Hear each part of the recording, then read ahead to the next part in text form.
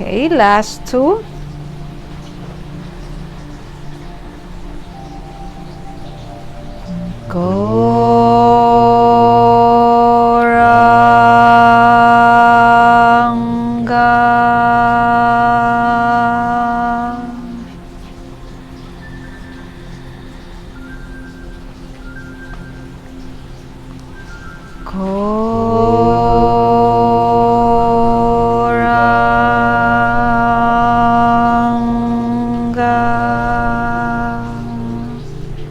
Okay, so have a moment of silence first and just feel Gauranga in your heart and in your mind.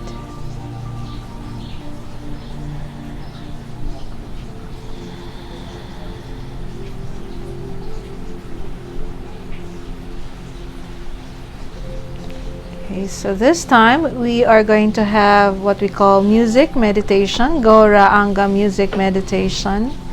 So please understand that this Gauranga music meditation, it's not a performance, rather it is a journey, a spiritual journey where we realize more on who we really are as spiritual beings, servants, loving servants of the Supreme Lord.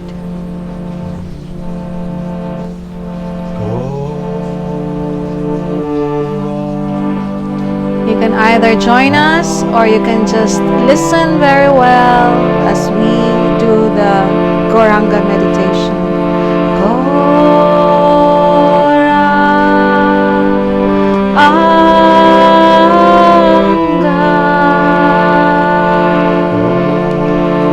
Okay, so let's listen first. Okay, so it's our turn to say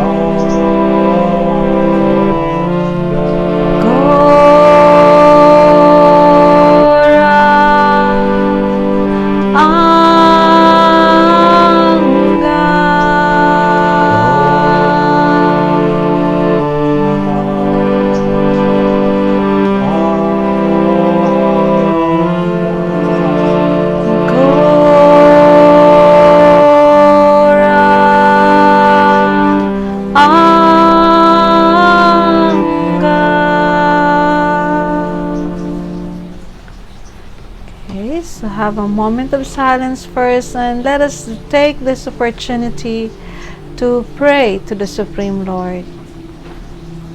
Personal prayer.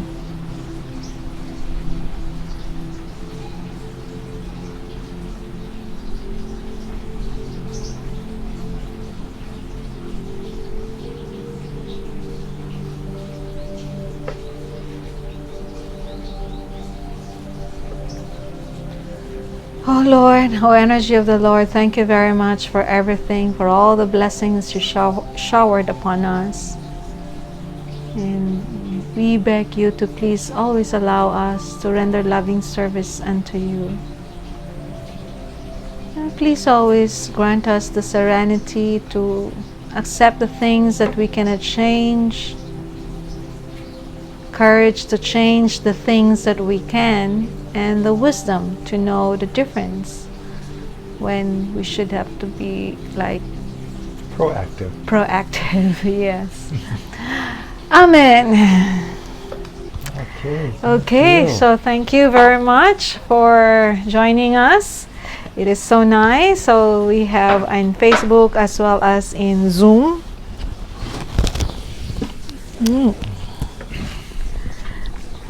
Okay,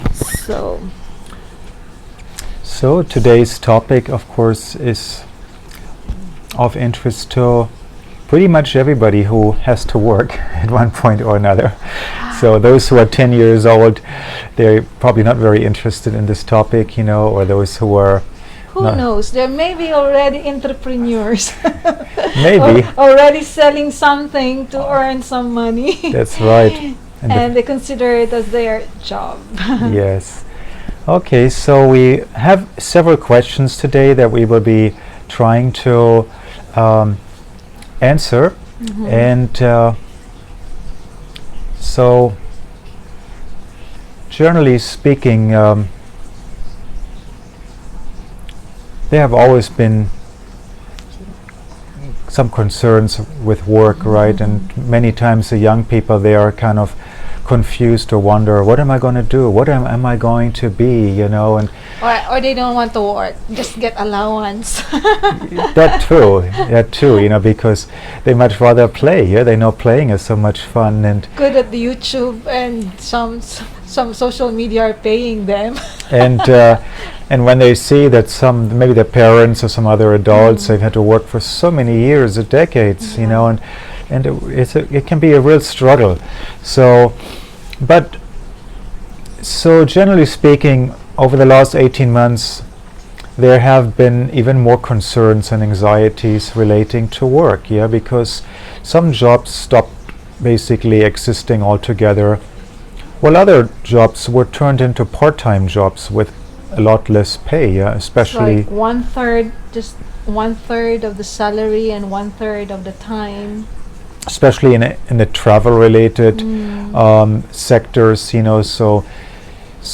but even without these recent developments in the world, people have always struggled throughout history to find meaning and fulfillment in the work that they have been doing.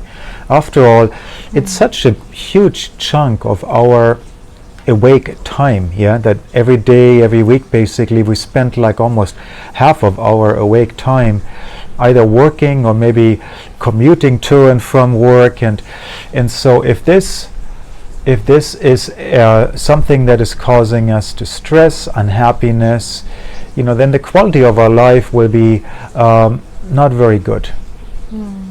And so, but what can we do about it? So it's the arrangement for modern day societies that people need some money to keep their body and soul together, keep their body alive, and so therefore almost everyone, they have to work in exchange for some money. And of course, like you said, some younger people, like especially the hippie movement in the Western countries in the 60s and 70s, they didn't want to work. It's like, it's not worth it. I have to work so many hours just so I can buy a pizza or an ice cream. I can just basically be lazy. But actually, we have to be active. The soul requires some action. We have to be doing something with the facilities that we've been given. After all, this human body, has so much potential. We can do so many different things, and it's actually kind of sad when all we have to do is just work to survive. Yeah. So we should turn this into a better situation. So something that can actually make us feel more fulfilled, and that can actually, even in most cases, assist us in our spiritual practices. And so just like, oh, really? So it doesn't have to be completely separate. Sometimes people feel like, okay, now I have to take care of the material things. Oh, bummer. But later, I get to be doing my meditation or relaxation. I can read scripture. Nobody will bother me. I can just relate to the Supreme. But then they only maybe 1 or 2 hours per day they have this nice time, and the rest of the time is more like, not so good. Yeah. So but actually that's not really how it has to be, and that's the good news. Okay, So now we will look at a few different questions, and some of them are they're actually quite different questions. They're not really related. Yeah, because some of not some. These are from questions from different from different persons. Yes, and so they have different concerns. Different concerns. So the first one that we have here is actually, how can we handle time pressures? It's usually time. That's why we are conquered. We have to have it. We are conquered by time. Yes. So time. Time is there's a saying about that. Yeah. Time is the subduer. Yes. Subduer. There's also another saying that basically time and tide wait for no man. Yeah, they wait for no one.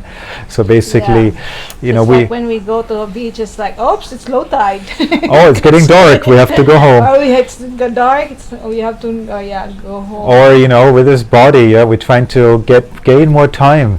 So we're always trying to negotiate and just try to delay the uncomfortable or unpleasant things. Yeah, just no, I want to have another 20 years before I deal with any serious problems to this body, right? So that, but we're not in control. So the time is just tick. Yeah. So all we know is that things will change, and at some point things will come to an end. So, but this is not really what the question is about. The question is more about, I think, deadlines. Yeah. Kind of like the stress that is associated with deadlines, and this is something that has been going on for a long time. Because basically the feeling is that, wow, I have a lot of things to do, but I'm only given a certain amount of time to do it, and I don't know if I can really finish it within that time, and if I can do a good enough job, and this is causing me some stress, right? So. And this begins in school, of course. Even children experience this sometimes, when, here's your homework, and you got to have it ready by Thursday. And they look at it, oh my gosh, this is a mountain. How can I finish this in such a short amount of time, right? And of course, these kind of deadlines are also very common in many workspaces, kind of projects that teams work on and so forth. Well, I hope my students learn about deadlines. Deadline, 12. So, but a day after that, minus 3. So, but and then a day after, -5. So actually, deadlines don't have to be a negative thing. Actually, they're just helping us to basically manage our time more efficiently, and that we're not procrastinating and waiting till the last 2 hours to try to do something that actually takes more than 2 hours. That we can space out throughout the week. And do an hour here, an hour there, and so forth. So but really what I find is the most important thing is actually to stay calm, that we don't. Wow. When there's a deadline, stay relaxed. That we don't panic. We don't react. We don't react in a way that causes us all this stress, because actually, this is. You can have 5 different people in more or less the same situation, let's say on a team. But you will see they will experience different levels of stress depending on the state of their mind, how they are perceiving things, how they're reacting to it. And maybe one person is completely calm and just that's okay. I will just do it. I will just do it one moment at a time. I'll do my best throughout, and I will not be pressured. Yes, so actually really important that we don't view deadlines as like a ticking time bomb, yeah, where we feel like, oh my gosh, only 3 more days and there's so much more that I need to do, and it's just like, and this actually makes us less productive because we're so worried and stressed out about the things that we're not even doing right now. Yeah, You it's know? like instead of focusing on our job, on our work, or the task that we are actually the task with the deadline, rather we are actually just focusing on our stress. Right? Yeah. As you said, it's not proactive. Rather, So- it's kind of like something that is negative. Actually, not just to the work itself, but to our body, also And- our mind. And we talk about this a lot, where we have to basically learn how to redirect and control our mind in a really good way. Just put the mind on what we need to deal with right now, right here, and that's all we're going to focus It's the on. mindfulness thing. Yes. Yeah. We don't worry about anything in the future that may or may not be there, but just worry about today, because Yeah. tomorrow will worry about itself, right? Isn't there a saying like that? Yeah. So, and so basically freaking out or panicking, it doesn't help at all. It actually makes things worse. Yeah, so And of course, it will also sometimes, because of the stress, we sometimes have this concern with our relations with others, because no. yes, It's because of you. That's why you're gonna be late. yes, So negative. we will negative. be very easily irritated. We're going to be intolerant, maybe even angry in some cases.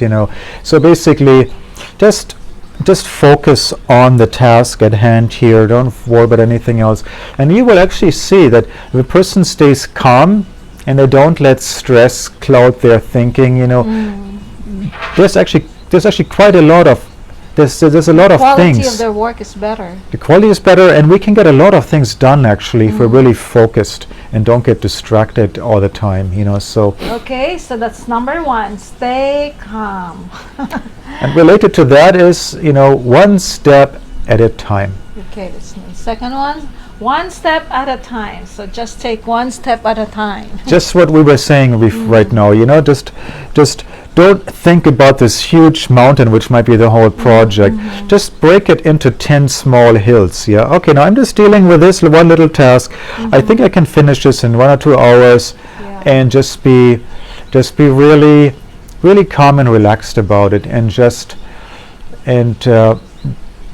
break it down into bite size. Yeah, if you think like, oh, the whole big thing is just too much for me to wrap my mind around, it just seems overwhelming. That's okay. Just break it down into small little bits and pieces if possible. So Yeah. and if you notice that there's a problem, early on the timeline, maybe with a project, then it's actually really important to communicate this with others, especially to a manager. So it's like the next thing is that we have to always that we should always remember is always have this vision. Okay, what could be the possible concern, and if we see them, then we have to tell them immediately to the someone above us. It's as you said, manager, supervisor. Because you can see there's a problem here right now. If this doesn't get fixed very quickly, It will become an obstacle. there's no way this deadline can be met. Yeah. And so then if we communicate this to a manager, or maybe even to some colleagues, but manager preferably, then it will put the responsibility away from the team onto the manager, right? That okay, now they have the information, and Yeah. they need to make an adjustment. Either there's a different strategy needed, or maybe the deadline needs to be extended, and it's much better to do this in a responsible way rather than trying to just not say anything and hope that somehow at the end it won't be fixed. it will not be noticed, or and then it becomes a bigger problem because there was not this clear, open, transparent communication Yeah. throughout the process. Yes. Yeah, that's so important. Communication. Right? Yes. Okay, the next one is That we can actually, let's say you're a manager, you're in charge of the team. the team putting up the timeline or the deadline. It's always good actually to set the deadline a little bit earlier than the absolute last possible deadline. It's like the early deadline, and there's a deadline. You know, like Deadline. for example, you know, if you're the manager and the CEO tells you, okay, we got to have this done absolutely by July 31st. It cannot be delayed. Then if you're the manager, you set the deadline for a week before that, for example. So if there's something unexpected, some problem, or something needs to still be improved, you still have a week. You still have a week to fix things. Yes, it's like there's a contingency allowance.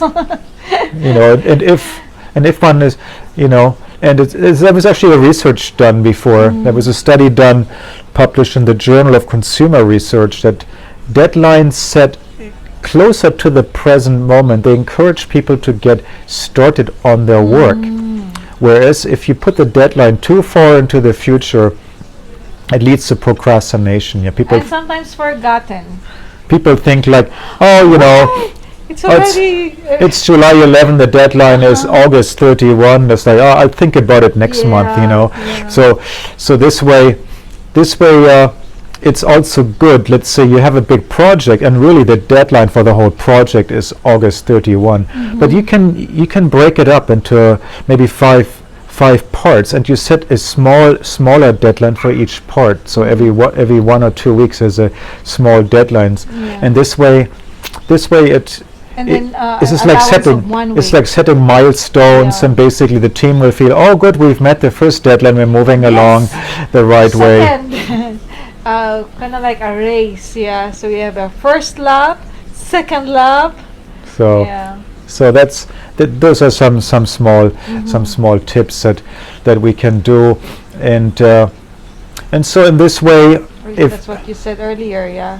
if some delay happens, it doesn't jeopardize the actual deadline, and so and like we said, break a big project into small milestones, or like we said, you have a huge mountain, just make it into small hills so that people don't get overwhelmed.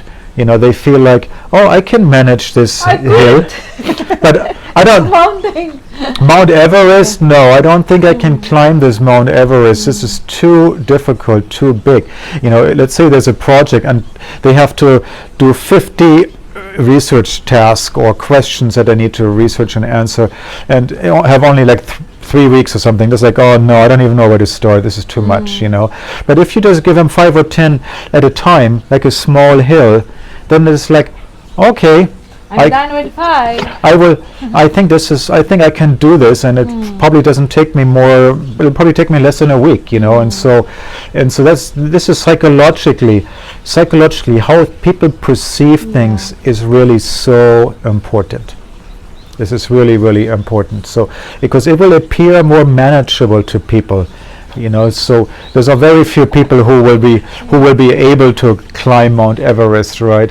But there's a lot of people who can climb, like a 500-meter hill if they're given the whole day, right? But even in climbing a Mount Everest, they have this base. Yeah. Base 1, base 2, base 3. They don't go in at once. Whoosh. Of course. No, they have base 1. Okay, base 2. They use the same base strategy, 3. basically. Yeah, so Yes. it's like Yeah.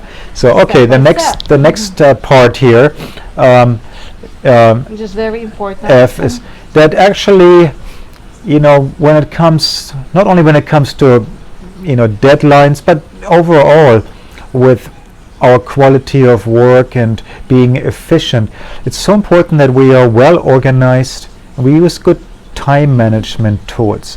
Yeah, that we have a plan. We have like a task list. What should be done in which order, and how much time should I be spending on what? Just rough estimates is good enough. If you allow 2 hours for something, He's and good at Not really. I'm kind of lazy, but But organized. It's like he know where it is. When with this file, he knows. Okay, this is in this particular USB or what flash or whatever or SD card. everything needs to be backed up. That's Yes, also backup really and important. Yeah. everything. So for me, it's like, where did I? So I have to find the file, just one file. I have to check So it- all the 'cause- SD cards. Because actually when we're not very efficient, we don't use our time well. We actually can waste many hours every Yeah. week just by like maybe we lost something, we didn't back it up, or we don't know where it is, and we have to do it again. And so but just generally speaking, thinking about what kind of organization skills or good time management tools can we be using, so if we're working together as a team, of course there are certain software programs that help teams to communicate more quickly and efficiently. Slack is one of those, where for example you have a very good search feature. Any keyword, it will bring up everything that was communicated related to this for a long period back.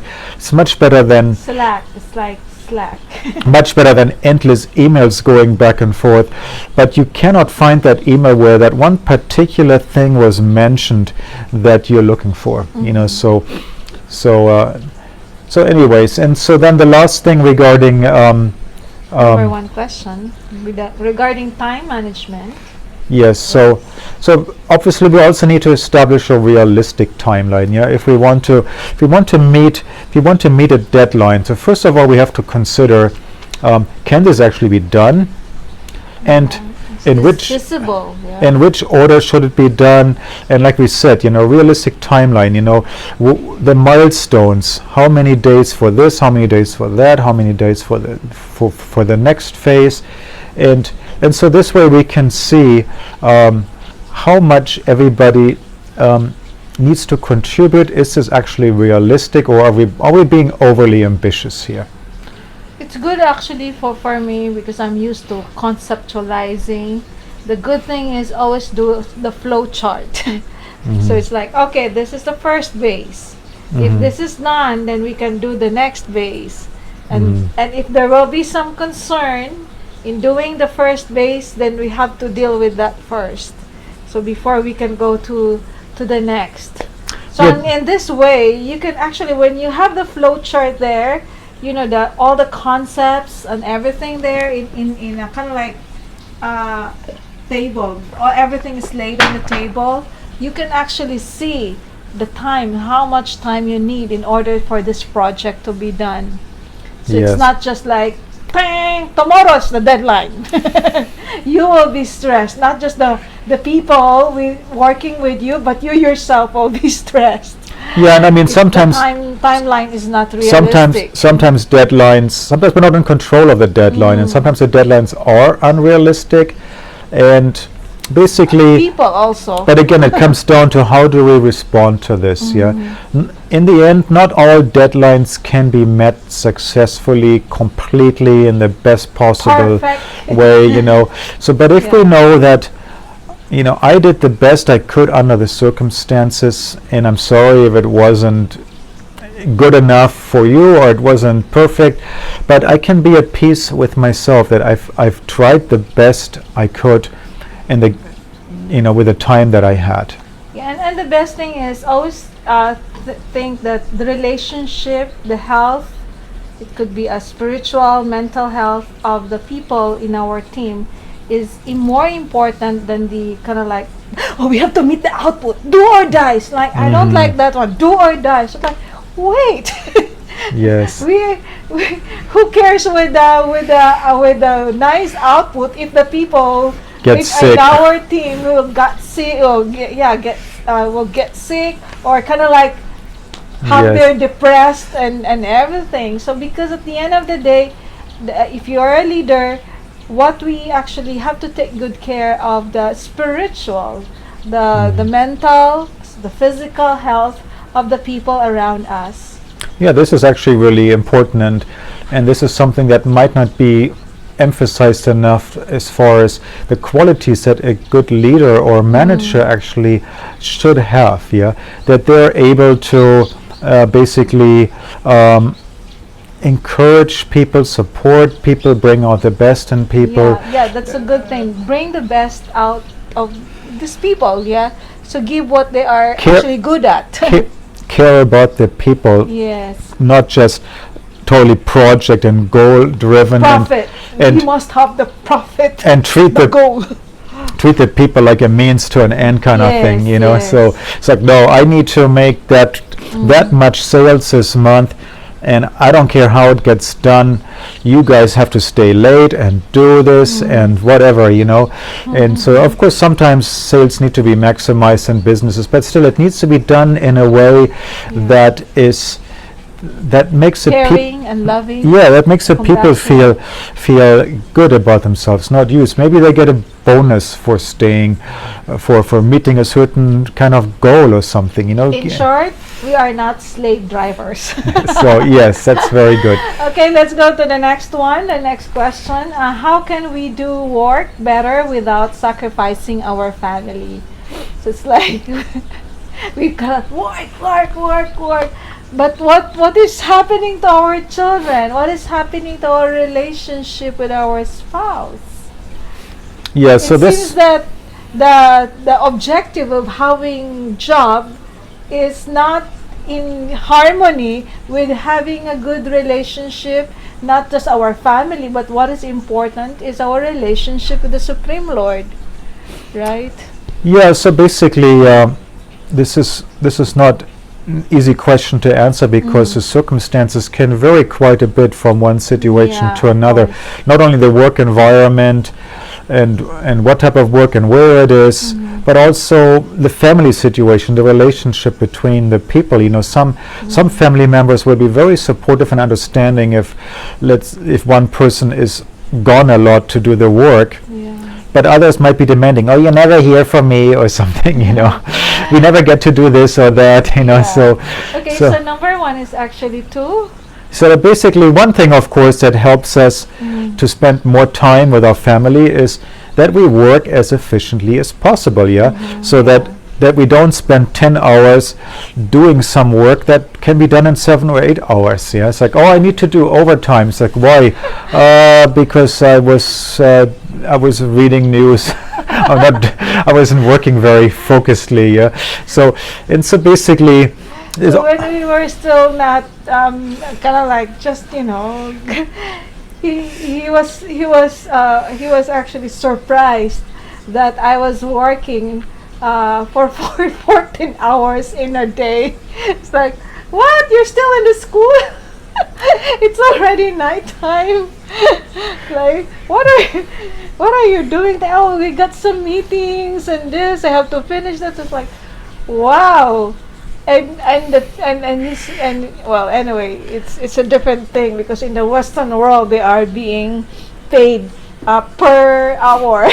usually, not always, but yeah, usually. but basically, in some situations, you know, what ends up happening is that some workers might get taken advantage of, you know, and so it's good for an employee to try to set boundaries, you know, just like, no, I'm sorry, I need to spend time with my family, I cannot stay late every night, maybe one day a week is okay or something like that, but not accept that to be like a new reality where you work 12 to 14 hours a day but only get paid for 8 hours, you know, because working very long hours, it will result in other family members feeling neglected, and it may also cause your health to break down, that you don't practice other important things that you need to do in your life. Workaholics, in other words. So, yes. Yep. And then of course, next is, wow, this is very true in the Philippines.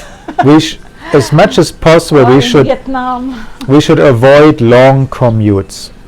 You know, as much as possible, because the time one spends commuting to work back and forth is obviously adding to the time that we spend away from our family, and it will also add to the expenses, which means we bring home less money, right? Now, this is not always possible. We understand, some people, they live in places, they don't want to live right in the middle of the city where their work is. They don't want to move there. They want to live 1 hour away, but then in the next 5 years the traffic gets worse, and suddenly it's not 1 hour anymore, it's 1.5 or 2 hours. And then so this is the same thing when I was in the Philippines. It's like my work was was in Mendiola, so it's like okay. And we were staying in San Pedro, Laguna, and the LRT were they were kind of Skyway was being built. It's like okay, stop. Need to find some job near within Laguna. yes. Okay, next one is So we the time that we do have outside of work, we need to use it in the best possible way. Yes, so we should set aside quality time for other family members. That we don't like come home, eat, watch my phone, watch TV, go to sleep, and we don't talk to others. Yeah. it's like we only have limited time with our family, but still when we are in the dining table, we're looking on our cell phone. So I think it's not quality time. Yeah. Yes. So most of the time, not. not. Just 1 hour, but it's quality. You listen to them. And sometimes you just make plans. No TV. or you set a schedule, where we're just like, okay, every Tuesday night we take a walk here, or every Wednesday night we do this together. We play some games together, or whatever, and it's very nice. It helps the relationships, Yeah.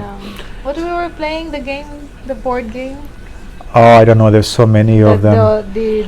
Domino. Domino. And yes, there's so many card games and other games and everything. So Okay, it's always good to play with the family members.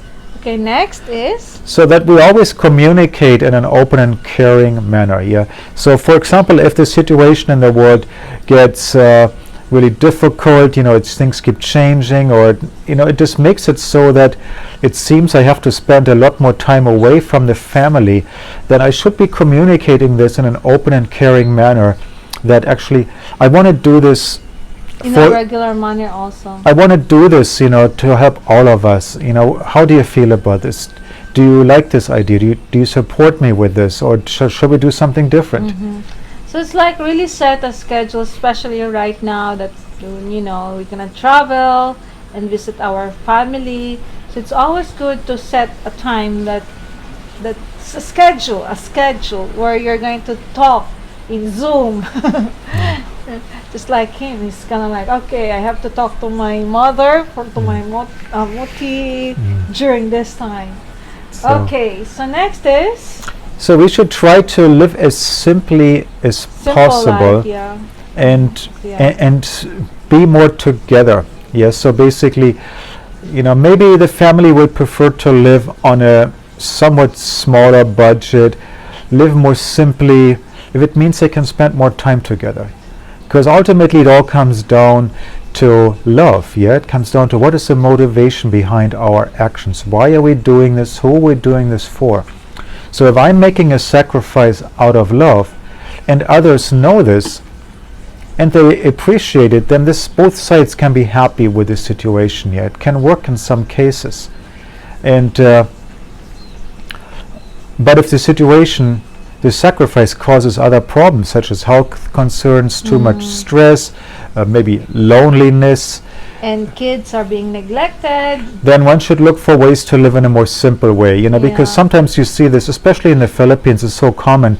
You have about 10 million overseas OFW. Yeah, overseas foreign workers, I call them, OFW. So, and often it's not the whole family that's moving together, or the spouses go together. It's only one of them goes, and the rest stays behind because they don't have enough good jobs in the area. Therefore, the whole family, for both of them, and so one of them goes abroad and makes a good income, but they hardly ever see each other, and then they talk over the internet. And Filipinos are quite quite austere. They can handle these situations, it seems, but you got to be really supportive to make this work. You know, this is obviously a sacrifice, and but it Yeah. doesn't work for everybody. So everybody needs to make that decision. Yeah, so of course it's if life is hard, if they have to be outside of the Philippines, or then the family behind should really support that also. But And then of course there should be always constant communication, because okay, the person abroad is sending money to the to the country, back to the family, but the family should be available whenever the person abroad needs to talk, right? yeah, it's basically comes down to a matter of priorities. So what is most important? Yeah. Is it that we grow spiritually, or is the only reason that the person is abroad and making more money so that we can buy a nice new car? It's so funny, but I just remember my my mom and dad would actually my dad was could be one of the first batch of OFW to Middle East. Bahrain is Middle East, yeah. I forget where it But is, it's but kind of like he was actually recruited in to Bahrain. So he was already in. We were in the province, so he was already preparing and everything. It's like all the documents, and then could be like 2 weeks. My father just decided not to go. cannot go. I will miss my family. Maybe we can just have business here in the Philippines. So, okay. And then my mom said, oh, okay. We can just live a very simple life if that is So. what you want. Because my mom actually saw that my father is really, fatherly. It's like he was a hands-on father. Good. Yeah. Okay, we need to speed up here, I Okay, think. next is reduce the. Yeah, so basically, like we already mentioned, try to reduce the complexity of our lives, that we don't have like 20 bills that we need to pay every month, and it's always a huge struggle, so we don't lose our car, our house, our phones and internet, and this is like, I was paying everything late or something, It's like, I have a kind of like a co-teacher. He's a father, yeah. And I said, oh my, I told him, oh my God, I forgot to pay my Meralco. This is in the Philippines. I Yeah. forgot my Meralco bill. And then he said, what? You've got that problem? Me, I don't have that problem. So, but of course, because I was kind of like earning much more than the because he was just my subordinate, right? And then he said, what, you got that problem? Me, I don't have. And I said, wow, really? So your kids are helping you? And no, we just cut the electricity. So no Meralco bill anymore. I was kind of like laughing, but of What- course he was just joking. what, do you have solar panels? Yeah. So- I just cut the electricity, so no bill problem. Yeah. So, okay, So- number 3. But basically, the most important thing actually that we always need to consider is that we don't spend all of our time and energy just focusing on temporary concerns, problems, and then we forget to take care of our eternal needs. Yeah, that we forget to actually our spiritual practices, our relationship with the Supreme Lord, that we regularly engage in prayer and mantra meditation, and that we actually grow spiritually, because that is what we need eternally and what we will get to keep eternally. All the other things are passing, yes, up and down, sometimes okay, Our sometimes career, not okay. our work, they're just passing. But our relationship with the Supreme Lord, this is eternal, right? So that's Yeah. something that we have. Actually, that's the purpose of the human existence. It's the most important Most relationship. important. Yes. If it's like when we wake up, and even in our dreams, we're dreaming about our work, instead of we just jump out of our bed and then go to work, running to work, and where is now our relationship with the Supreme Lord? But actually there is a solution for this, and, Okay, good. and it can be connected, and this is the last question that we're trying to answer here. How can we learn to like or love our job? Wow, what an important question, yeah. Because for many people, going to work is a source of discomfort or unhappiness. While they're at work, they're at their job, they cannot wait until it's time to go, yeah? Time seems to pass so slowly. 5 o'clock. I'm sure you've noticed it, yeah, that when you enjoy doing something, oh my gosh, the time goes by like nothing. You know, you go to a nice beach, 2 hours goes by like, what? It's time to go already?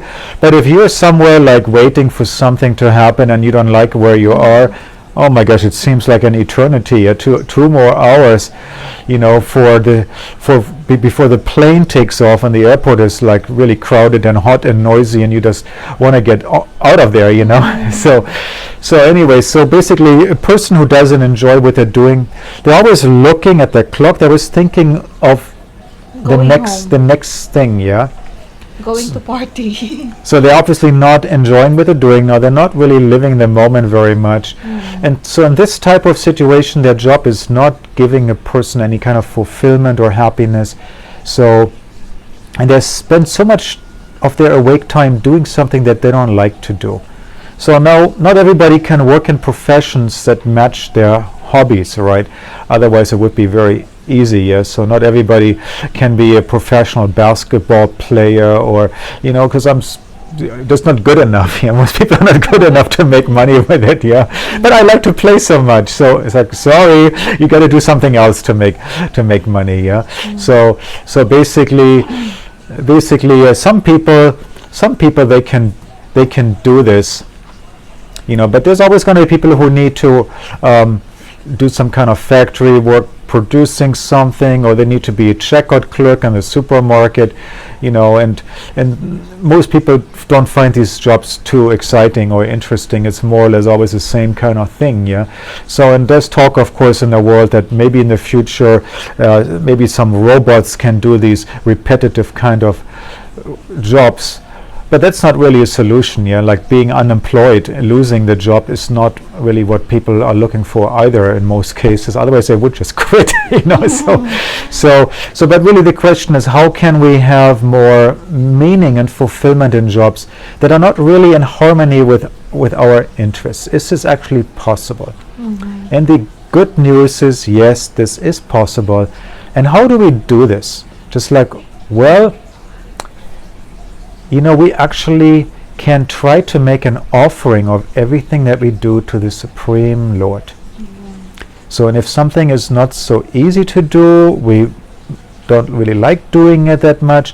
Oh, but I'm doing this for the Supreme Lord. I'm trying to please Him. And so when we make this sacrifice, we engage in some austerity in order to please the Supreme Lord. This is actually very pleasing to the Supreme Lord. This is very purifying spiritually, because it helps us become less self-centered. It's not all about me, what I want, what I don't want, and it's because it's a bigger offering. It's very easy for me to give something that is very easy. Yeah, that is basically no sacrifice. Yeah, like for example, if somebody is asking me to make a donation of, you know, 200 pesos, and my bank account is 2 million pesos. Oh yeah, of course, yeah, I don't even think about it. Yeah, but if somebody's asking me to, but if I only have, you know, 500 pesos in my bank account, and somebody's asking me 200, 300 pesos, just like, oh, but I was gonna buy some food tomorrow from this little money that I have, you know. So basically there are sometimes austerities that we have to go through in this world. We can't always get what we want. Yeah, we can't. It's not always going the way that we want. And so basically, we can try to make this a loving offering. Yeah, just try to be. We just do the best that we can, and we leave the result up to the Lord, because the Lord is in control. And so we develop this in loving service in separation kind of relationship, like attitude. It's similar to a spouse. Like we said, you know, sometimes somebody has to go far away to another city or another country and maybe earn some money for the family or do some other tasks there. And while they're away from the family, they're always thinking about them. Yeah, and so they actually like doing this loving service